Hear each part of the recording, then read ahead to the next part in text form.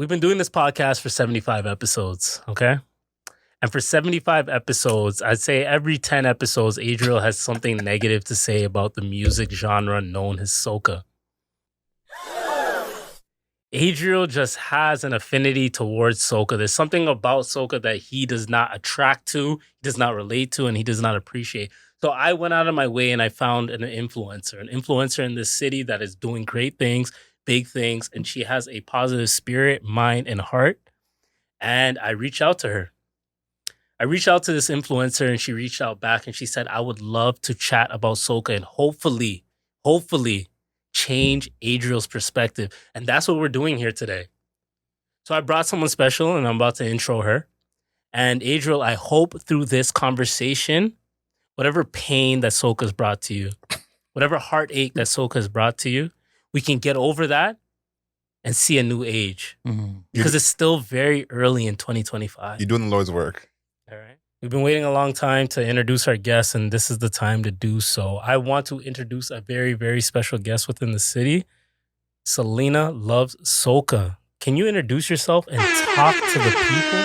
Hey, everyone. My name is SLS, Selena Love Soca. I am a lover of soca, as my name suggests.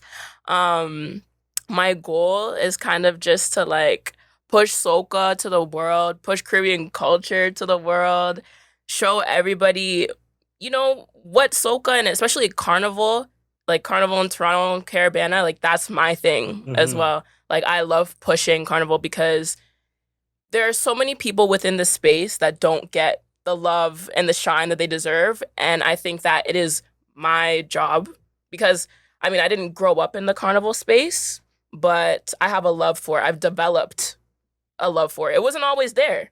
I'll say that. It wasn't always there, but I developed a love for Carnival and soca, and I feel like this should be shared with the world. I want to share the culture with the world. So that's why I do it. I feel like as you develop that love for that culture and for that music genre, Adriel developed that hate for that culture and for that music genre. And crazy. I would love for you guys to have a conversation about it. Of course, casual, respectful. I'm here. Chris is here. Just to kind of mediate and make sure that you guys are in the right space of this conversation. But how do you feel knowing that there's somebody out there that doesn't appreciate soca? What would you tell that person?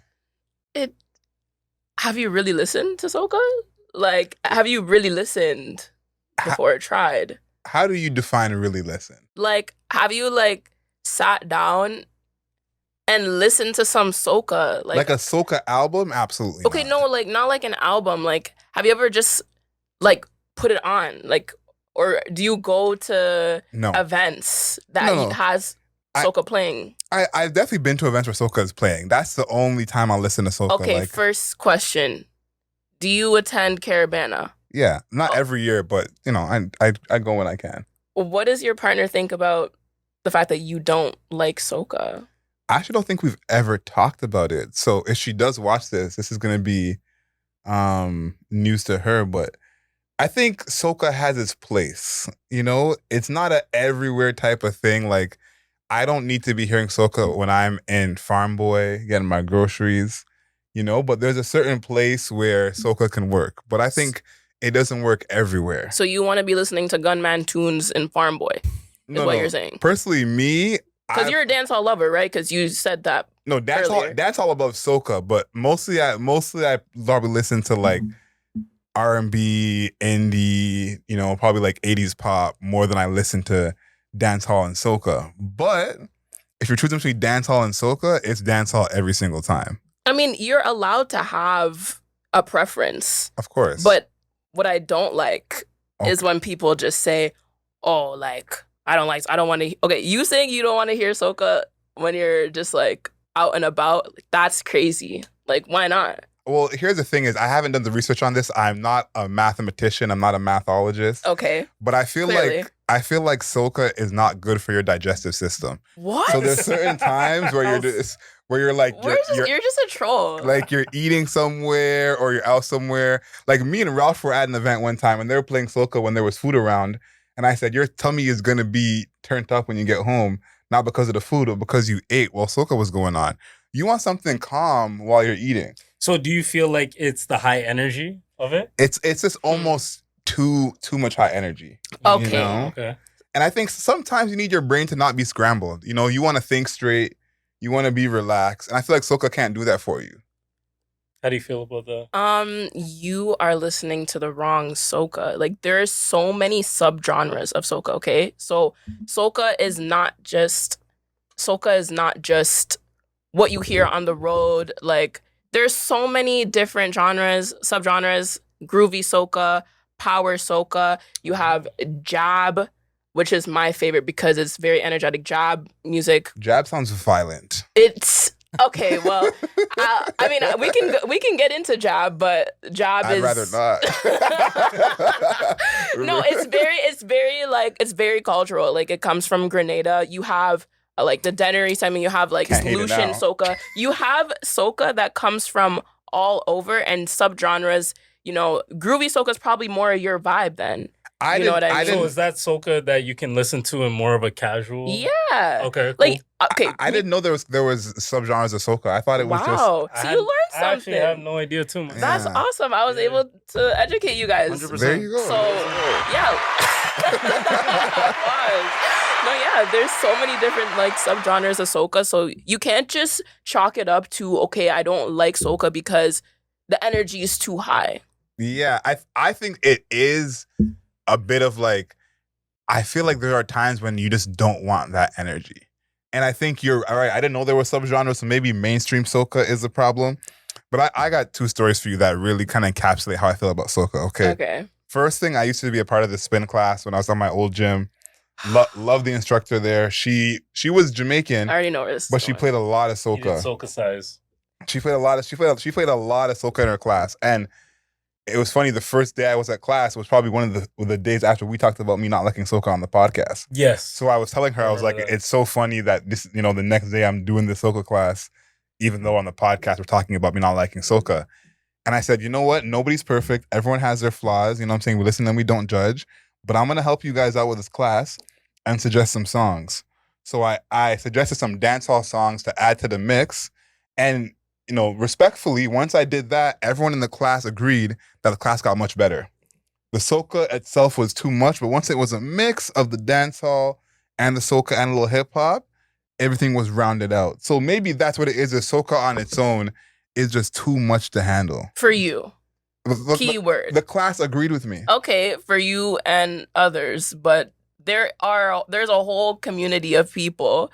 All of the people that are in my community, the people who follow me, the people who support me, all those people, we could sit in a room and listen to soca for 24 hours and be fine. That sounds like horrible for your mental health. But I said, though, But there are you're listening to subgenres. multiple genres. Right, there's subgenres of soca. It's not just like, you're not just going bop, bop, bop, bop, bop, like, for the whole time. Yeah. It's like... Maybe you got to send me some of the subgenres. Yeah, I was just about to say, can you name a few? Because I know you said groovy. Mm-hmm, so what are some other ones that you can... So groovy soca is probably more of your vibe, like, period. Like, groovy soca, you could listen to, like, Kes. Mm-hmm. Kes you could listen to Patrice Get your Roberts. Spotify open. Listen, this is... Right? What am I doing? Yeah, like, you can listen... Okay, there's one of my... I know Patrice Roberts. One of my... I just did an interview with her the other day. K... I mean, Life Flex. Yeah, like K-E-S? K-E-S. Okay. So, yeah, Kes is... You have, like, a couple songs that you can recommend? Tana, you could do Tack Back. Like Tack Back is very iconic. Okay. You could do Adriel's adding this to his adding. likes. Okay, period. That's good. That's good. There's Man with No Door. That sounds ominous. Is that an album? Yeah. Yo, Tack Back's on it. It's the title track. Well, the main track, the first one, the intro. Yeah. Okay. That's what's up. Maybe I'll ask ChatGPT what they think. You know what? Listen. Do your due diligence. You don't need ChatGPT. You have Selena Love Soca. SLS. Do your due diligence. But trust me, like, it's not just like high energy all of the time. Okay. I think that's maybe my misconception. Because I think that's what I've only been accustomed to. Like, I have a cousin who he listens to soca, and whenever I see him at the gym, he takes his headphone off. Mm-hmm. All I hear is all that, whatever you want to call it going on. God. And I'm like, how are you even able to think straight right now? So I understand it's a time and a place. And then here's the thing. I heard, and shout out to my brother Akil and his family, because they introduced me to Christmas soca. Akil. Yeah. And honestly, Christmas soca is what took me over the edge. I was always like, soca's cool in certain places. Once they started singing Santa while you drink off all the rum, I said, no, this is not right. Yeah, this parang music. Yeah. That one is also like new to me as well, because I'm new to the space as well. Yeah. Like I've only been listening to soca heavy for like 2 years. I've only been making content about it for like a year and a half. So like this love for soca, like this like deep love has developed recently, but I kind of grew up because my mom, she loved soca, and like my dad loved reggae music. Okay. But my mom loved soca music, and as I said like before, she would always take me to Carabana when I was little. And like we would just be sitting outside the fence. We don't storm. Well, I did storm at one time, but that's another story. I storm. Okay, so we need to talk about that. I have questions for you afterwards. So we'll get to that. We'll get to that. Why is she a Fed? Nah. We'll talk about that. But okay, ahead. So Adriel has come to the conclusion that he needs to listen to maybe some specific genres of soca. Subgenres, yeah. Subgenres of soca, in order for him to kind of expand his palette and maybe see if there's some interests out there. What would you suggest to even Chris? Like, Chris is someone that's kind of in the middle. Is there an artist out there that he could listen to? Chris, like what? Okay, so what kind of music do you like to listen to? Griselda. I swear vessel. Honestly, I listen to like a wide variety. So like I can find something I like in almost like any genre. So that's why I'm like, I feel like I've definitely heard, like I can't think off the top of my head, but like definitely soca tracks. I'm like, yo, this is cool. Not just like when I'm out drinking, but yeah, I'm pretty easy going. I can find different stuff I like. I like a lot of upbeat stuff. I still like the groovy vibes. Okay. So I'm pretty open minded. I just gotta find the right pocket. So you like energy? You like a mixture of genres? Okay, so there's also another genre of music. They don't like to be called a subgenre. It's not a subgenre of soca, but it's called bouillon, and it kind of derives from the from Dominican, like Dominica, and like the French-speaking Caribbean islands. And bouillon is a genre bouillon literally means like a mixture of different genres. So you can find many different aspects, from whether it's like R&B, whether it's like trap, whether it's, but it's all the same, like root, like the drums are the same. Like that's how really you can differentiate between different soca genres, like subgenres anyway. It's because of the drums and like the instrumentals, the rhythm. We call it the rhythm, like the instrumentals, like the beats. That's how you figure out what's what within the soca, right? Or because bouillon's a totally different thing. But for bouillon, we're learning a lot today. You're learning. You're learning. I appreciate that. No, 100%. 100%. Like, I don't know if she's gonna convert me. I think because I've taken my stance already, and as a man, I have to disagree with a woman. Yeah. So there's what? That's probably one of the craziest We don't agree with that on the Mayor's Office podcast. We do not agree with that statement. For your sake. Oh my God. He's just joking. We got hope. We got fresh and fit Adriel over here. Like, that's what I'm saying. Like, crazy. Myron Smiley is crazy. That's crazy. Are you a high value man? 50-50. But I feel like I gotta see what these other genres have, or these subgenres have, that will really entice me, because I think personally, I have almost like, I don't want to say a distaste, that's too far, but I think it's like I can't listen to soca on my own. So I haven't progressed to that level yet. Like I can't see a day where I get in the car and put some soca on. Even when me and my boys are going to Carabana, it's like we might listen to dancehall on the way to Carabana, and then when we get there, we'll just enjoy the soca when it's there.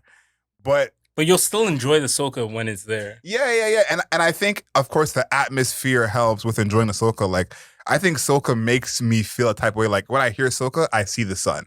You know, so okay. I think there is a place That's a bar. Yeah, you did that one. You did that one. But I don't feel like I can see myself just, you know, I wake up in the morning and put some soca on. That's exactly what I do. Like that Like that feels like that's bad for my mental health, you know? So I think that maybe these subgenres will help me, you know, traverse my way into that other level that you guys are at, where you're putting soca on all times of the day. But I that's one thing I can't foresee, and I probably will never in my life play soca on the aux.